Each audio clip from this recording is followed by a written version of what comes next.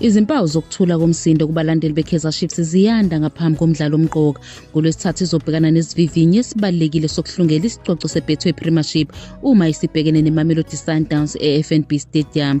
Isiyaqala ukucaca imisebenzi emihle enqubekela phambili kusukela ngesizini edlule lapho iChiefs eqede ihleze endaweni yesishagalolunye. Iqembu liqinise ngokuzivikela okuhluke kakhulu ekusebenzeni kwalo kwangaphambilini.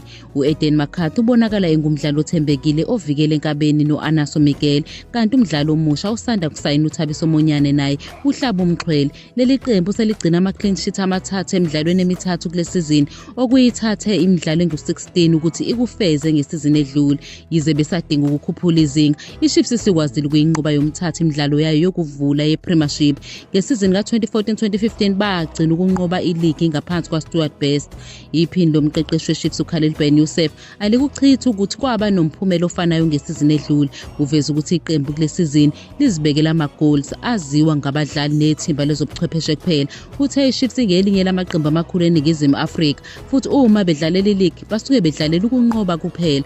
Yize iMamelodi Sundowns ihlose ukunqoba isicoco sePremiership sesishagalolunye kulandelana, iKaizer Chiefs isethubeni lokubeka phansi umaka wangempela ngokuwina ngoLwesithathu. Yize isanda kunqoba iStellenbosch, Polokwane City neRichards Bay, akungatshazwa ukuthi iKaizer Chiefs kuzomela inyusa izinga uma isibhekene neSundowns.